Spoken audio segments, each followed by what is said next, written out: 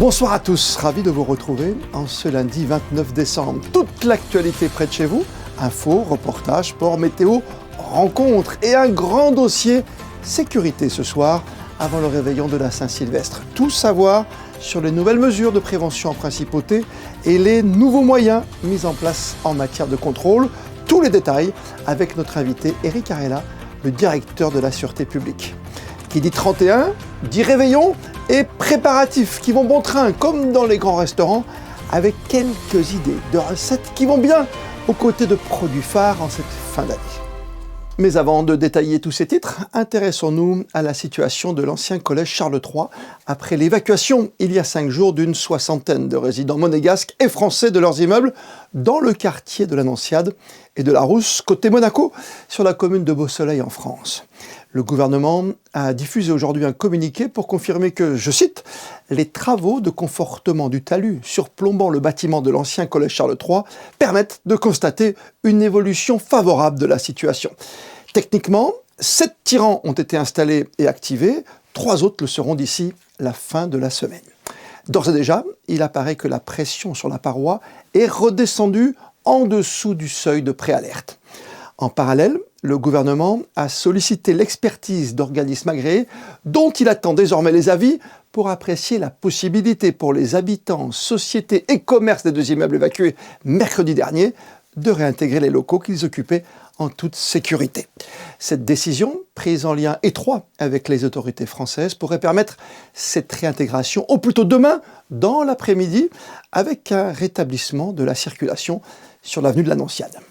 Concernant la rentrée des lycéens, pas de changement, celle-ci s'effectuera en distanciel comme annoncé.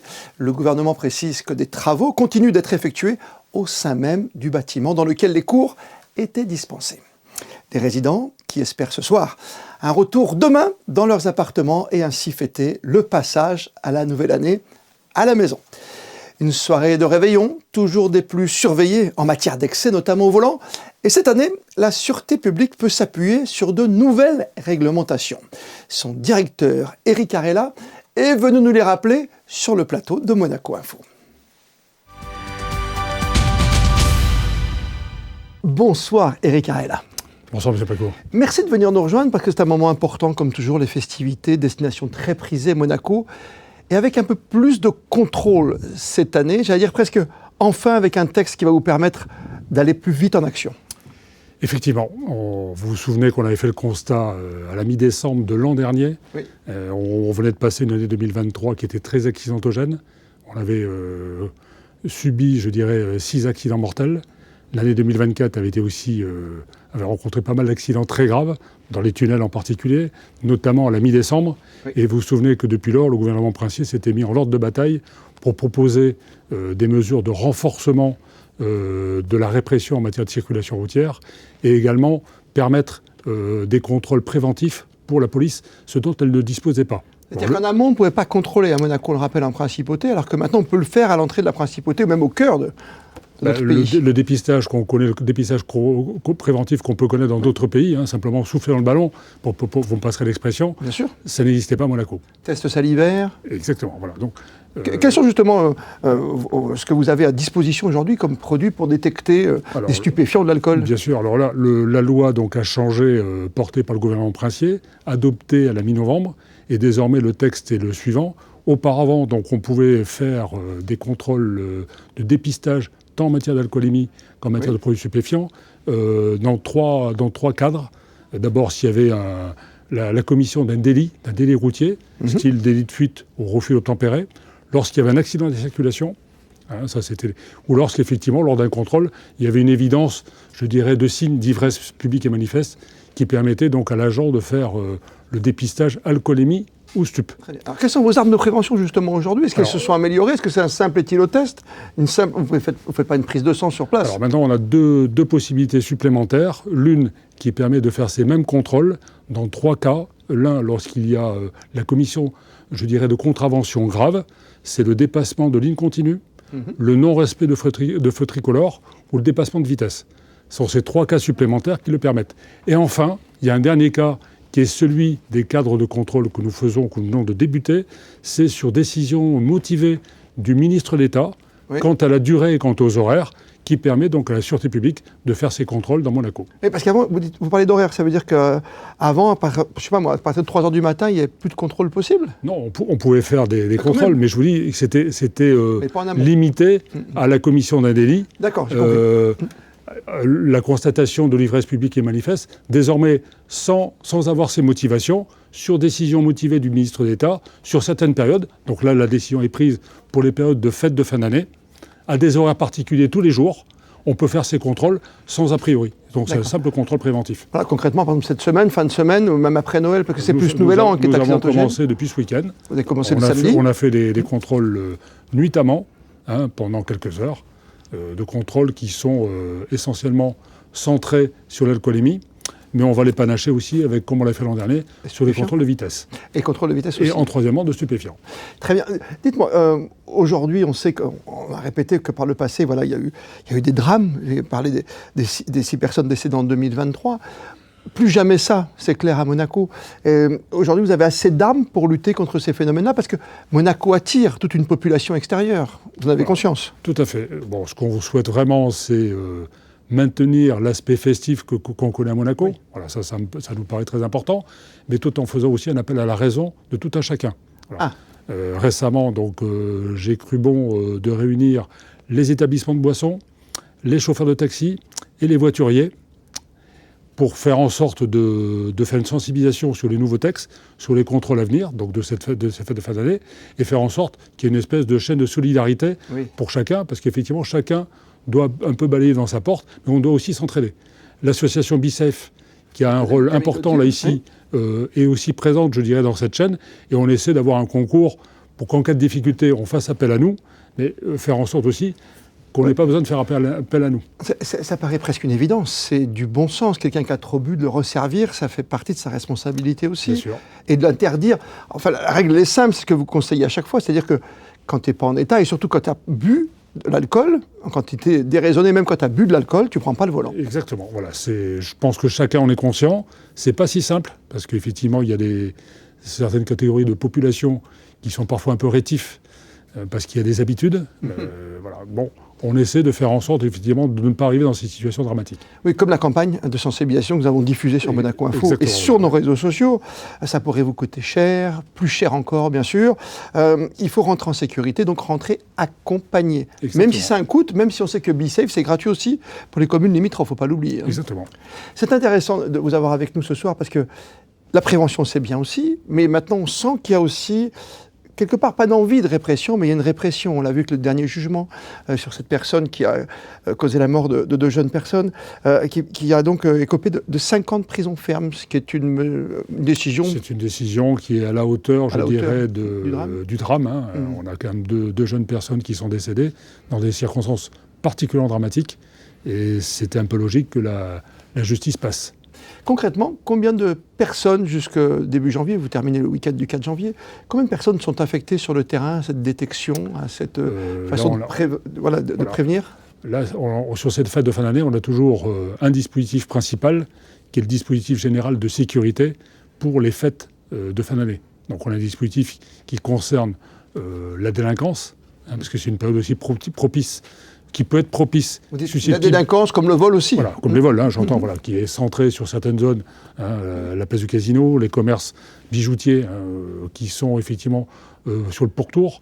Ça, c'est assez classique. Oui, et puis vous avez les armes pour. On a la surveillance aussi, et la surveillance vidéo qui nous aide considérablement. On a quand même une population qui vient, heureusement, et c'est très bien pour Monaco, sur le village de Noël. Donc on se doit d'avoir une présence qui est la plus dissuasive possible. Bien ça, sûr. Pour nous, c'est le plus important. Se conjugue et s'ajoute un contrôle sur la circulation routière, un peu centré sur l'alcoolémie, vous l'avez compris. C'est un peu ce qu'on a fait l'an dernier avec la mise en application des nouveaux textes. Mais toujours, encore une fois, dans le cadre de la prévention, on n'oublie pas, on ne peut pas empêcher quelqu'un d'aller boire un tout petit verre de vin chaud avec modération quelque part sur un village de Noël. C'est pas l'esprit. Voilà, mais c'est l'esprit quand même, vous le gardez ça. Voilà. Prévention, dissuasion, je pense que pour moi c'est les maîtres mots, mais on se doit aussi de pouvoir mettre à exécution certains contrôles, et ces contrôles se feront sans indulgence. On a bien compris, esprit festif sans abus et des contrôles donc plus prononcés grâce à cette loi, grâce à ce projet maintenant, Exactement. Grâce à ce texte qui vous permet des contrôles préventif si nécessaire, si vous sentez quelque chose en amont. Tout à fait. C'était bon de le rappeler en tout cas. Et n'oubliez pas que pendant les fêtes, pour éviter que ça tourne au drame, de prendre vos précautions et de faire attention à vous déjà en premier et d'écouter les conseils, que ce soit d'Eric Arella, de ses équipes, ou des gens aussi maintenant, vous l'avez dit, grâce à ces réunions, qui peuvent vous dire on arrête, on ne consomme plus, on ne vous sert pas à boire, que ce soit les chauffeurs de taxi qui vous ramènent dans un état un peu différent. Il faut que chacun à son niveau exerce sa pleine responsabilité et fasse en sorte qu'on soit sur un déroulement de fête tout à fait festif, mais également, je dirais, une action raisonnable. Très bien, avec cette chaîne de solidarité qui se construit autour de votre projet.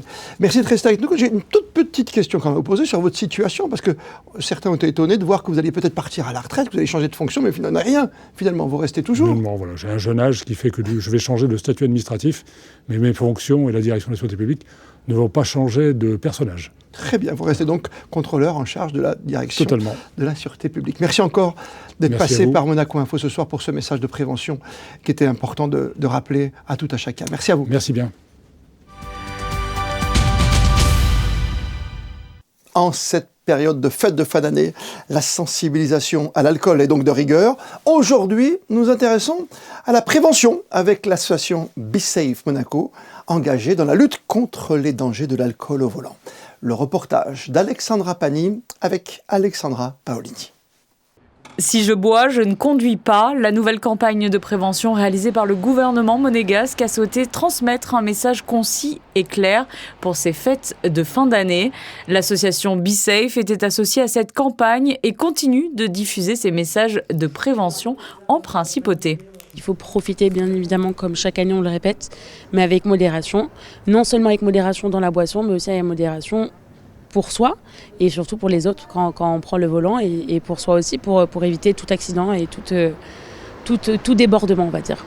L'association monégasque a donc décidé de renouveler ses opérations de navette sur l'ensemble de ses vacances scolaires, un dispositif qui sera doublé pour le 31 décembre.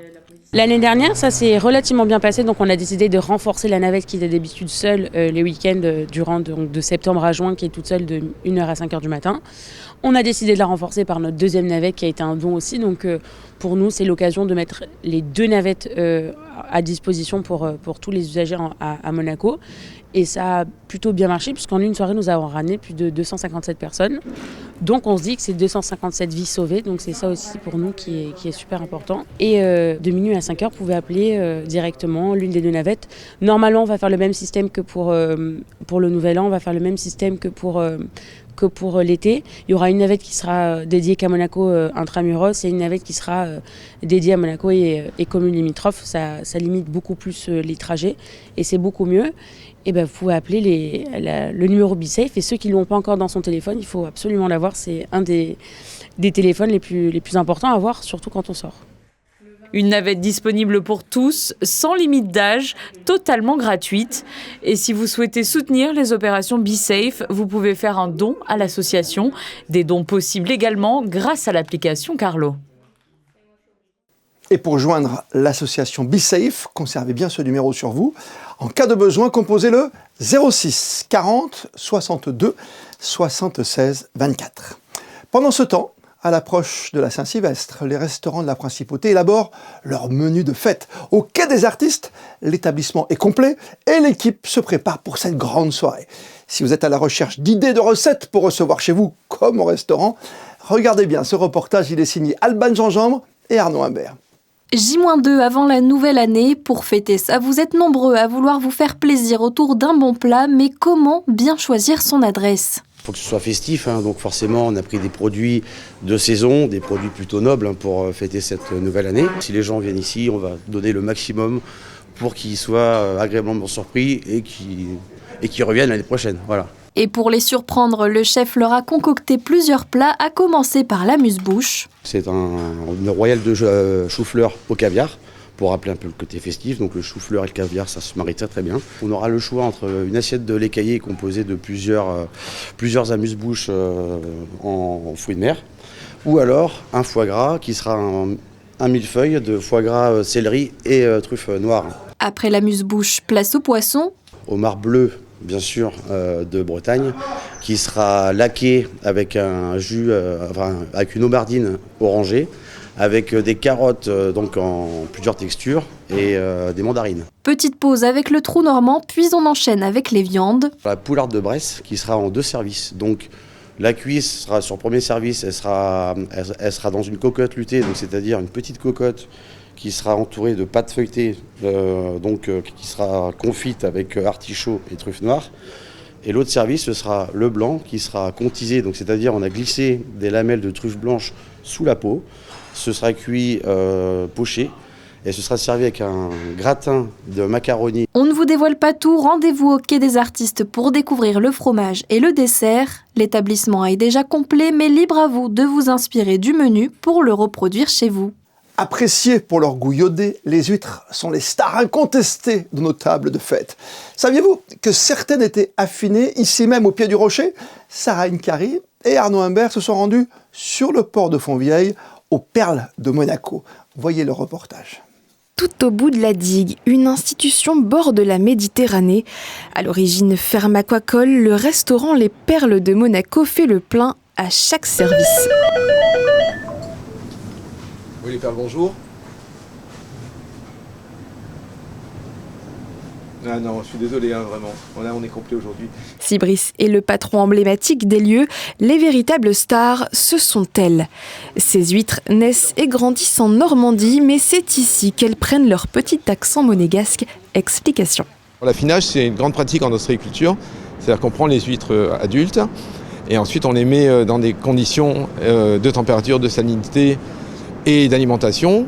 Et en espace de 3 semaines, 1 mois, on arrive à changer le goût de l'huître, puisque l'huître elle a le goût de ce qu'elle mange. Donc effectivement, ça lui donne une caractéristique qui est en fonction un petit peu de la mer, de l'endroit où elle se trouve. On pourrait appeler ça, pas un terroir, mais on pourrait appeler ça un merroir. Voilà. Pour le réveillon de la Saint-Sylvestre, vous pouvez déguster ce goût authentique sur place ou à emporter. Dans ce deuxième cas, voici quelques conseils pratiques. Pour ouvrir une huître, on la prend toujours dans la main gauche, pour les gens qui sont droitiers. Et on va venir sur le côté droit de l'huître, à la moitié à peu près. C'est toujours là où se situe le muscle de l'huître, ce qui vient faire tenir l'huître pour qu'elle reste fermée. Donc on va venir sur le côté. Tu peux l'avancer un peu l'avant, là. Donc dans une huître, on a toujours le manteau supérieur qu'il faut toujours laisser parce que c'est 40% de l'huître. Et puis venir tout simplement l'ouvrir. À la maison, le gant peut être remplacé par un torchon. Et pour savoir si l'huître est consommable, écoutons l'expert. Généralement, une huître, quand elle n'est pas bonne, directement, elle est plus fermée. Elle est ouverte. Généralement, une huître qui est ouverte, ça veut dire qu'à l'intérieur, elle ne sera pas bonne. Et pour vérifier après, c'est toujours vérifier que l'huître est bien vivante. Voilà, si elle bouge sur les côtés, ça veut dire qu'elle est encore vivante.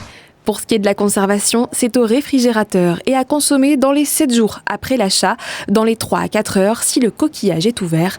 Nous, on n'a pas attendu autant pour succomber, quitte à faire quelques envieux.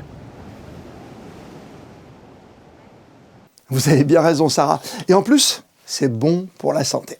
Comme le sport, et en basket, entre 2 rencontres d'Euroleague, se déroulait hier soir à Paris le traditionnel All-Star Game avec 4 joueurs monégasques engagés. D'un côté, l'équipe monde avec Mike James et Alpha Diallo. De l'autre, côté tricolore, Elio Kobo et Matthew Strazel. Ce dernier, auteur à nouveau d'un incroyable panier à 3 points à une poussière de seconde de la fin de la première prolongation. Un éclair de génie qui a permis au Team France ensuite de reprendre la main et s'imposer au final 165-159. À peine le temps de respirer et Matthew Strazel et ses coéquipiers de la Roca Team retrouveront le parquet de Barcelone dès demain pour une nouvelle rencontre d'Euroleague programmée à 20h30 face au Barça. Et puis notez que ce soir, vous retrouverez Frédéric Elion et Ali Traoré pour les experts basket spécial fête sur Monaco Info dès 19h30. On va parler à présent football féminin et on va évoquer le début de saison canon du Monaco United FC. Le club fondé en juin dernier est parti tout en bas de l'échelle et évolue en district, la 5e division française. Un championnat où les Monégasques affolent les compteurs aujourd'hui. Écoutez l'ancien grand joueur Marco Simone, président et entraîneur du Monaco United FC. Il dresse le bilan de cette première moitié de saison au micro de Frédéric Ellion. Très positif dans tous les domaines, surtout par rapport aux résultats, parce qu'on a réussi à faire le plein au niveau du championnat. On a gagné 6 matchs sur 6. Et aussi au niveau comptable, on a quand même fait de très très bonnes choses parce qu'on a marqué 75 buts en 6 matchs et on a encaissé seulement 4 buts et peut-être c'est la seule, soi-disant, petite tâche parce que je crois qu'on aura pu éviter les 4 buts, mais positif sur le plan statistique. Après, je pense que la chose la plus importante dans cette première partie de la saison, c'est sur notre idée par rapport à les jeux, à la philosophie des jeux, à l'ADN que le club veut développer. Et les filles, l'équipe, ils ont tous adhéré au projet et se sont rendus disponibles à se mettre en jeu par rapport à quelque chose peut-être de différent qu'ils ont vécu jusqu'à aujourd'hui. Et tout le monde il a bien adhéré et honnêtement, je suis satisfait surtout dans ce côté-là. Direction l'espace et au-delà, avec déjà un premier roulage concluant pour le rover lunaire Mauna Luna de Venturi Space. Il a subi une série de tests à Cologne, en Allemagne, dans les locaux de l'ESA. Alexandra Pani et Lionel Bernadi reviennent sur les enjeux pour ce rover fabriqué en Europe. Le 19 décembre 1972 se concluait la mission Apollo 17. Depuis, cela fait 53 ans que l'homme n'est plus retourné sur la Lune. Mais ces dernières années, le satellite naturel de la Terre a retrouvé une certaine popularité auprès des agences spatiales internationales, et notamment l'ESA, l'agence européenne. Le groupe Venturi Space développe actuellement dans ses locaux français à Toulouse un rover lunaire européen qui pourrait justement prendre part à cette nouvelle mission envisagée par l'ESA. Alors l'idée de ce breadboard numéro 1, Mauna Luna, c'est de montrer la capacité de faire un rover de grande taille. Il pourra faire entre 750 kg et 1000 kg. On pourra transporter dessus jusqu'à 350 kg de charge utile, de payload. Et ça, c'est très intéressant pour l'ESA et le CNES, afin d'emmener des expériences sur la Lune, afin de faire de l'exploration sur la Lune. L'idée, c'est aussi d'utiliser des moyens de transport européens, c'est-à-dire Ariane 6.4. Et en ce moment, l'ESA est en train de développer un alunisseur qui s'appellera l'Argonaut. Et donc, on fait un rover compatible avec l'Argonaut et la fusée Ariane. L'idée, c'est de se projeter aux alentours de 2029. Le rover Venturi est encore dans sa phase de développement, mais vient d'effectuer une importante série de tests dans le centre Luna à Cologne, en Allemagne. Il y a 700 mètres carrés de terrain qui simule le sol lunaire. Et c'est un sol très particulier, ce qu'on appelle la régolithe, qui est une poussière très très fine qu'on pourrait comparer à un ciment, c'est très très volatile.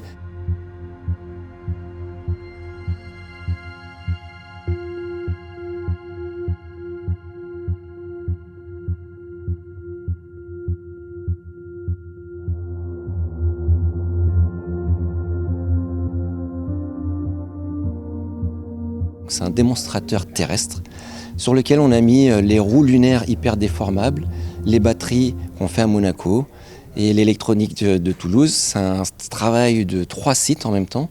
Venturi Space aujourd'hui est composé de la Suisse, Monaco et Toulouse. Et on a pu, avec ce véhicule, montrer sa capacité de franchissement. On a creusé des cratères, en fait, comme sur la Lune. Et on est descendu dans le cratère, on est remonté du cratère, et ça fait des pentes de 30 degrés, ce qui est équivalent à 60%. Ce qui est énorme, en fait. Ça ressemble, après une bonne balade en montagne avec une bonne pente à franchir. Et grâce aux roues déformables aussi, on a pu montrer sa capacité de traction. C'est-à-dire qu'on s'enfonce très peu dans la régolithe. Un premier succès pour Mauna Luna. Prochaine étape, un retour au centre de test de l'ESA dans le courant du premier semestre 2026 pour simuler l'égresse, la phase de descente de l'atterrisseur. Et avant de terminer votre journal, coup de cœur sur les programmes de fête sur Monaco Info.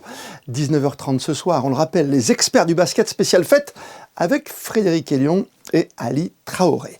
Demain, 21h, entrée dans les coulisses de Ma Bayadère, la dernière création des Ballets de Monte-Carlo, signée Jean-Christophe Maillot, magazine inédit, préparé et présenté par José Sacré.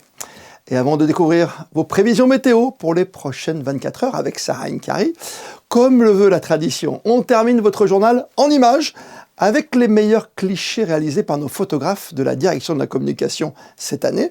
Et ce soir, notre curseur se positionne sur le mois d'octobre 2025. On se retrouve demain pour un tout nouveau journal. D'ici là, passez toutes et tous une très belle soirée. Et plus que jamais, vous le savez, vous êtes bien sur Monaco Info.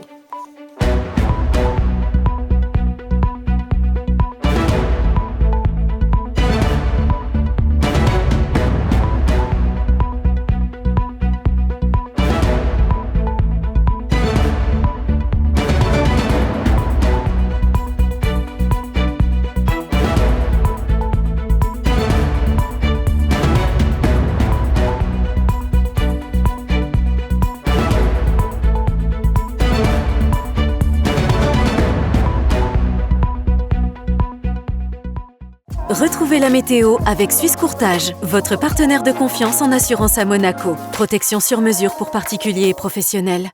Bonsoir à toutes et à tous. Cette fin d'année, nous la passerons sous le soleil. Demain encore, une très belle journée nous attend avec un ciel majoritairement bleu, même si quelques légers passages nuageux sont prévus dans l'après-midi.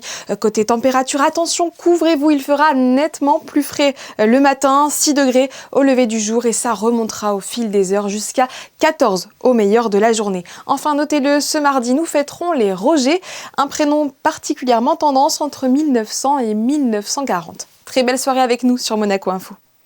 C'était la météo avec Suisse Courtage, votre partenaire de confiance en assurance à Monaco. Protection sur mesure pour particuliers et professionnels.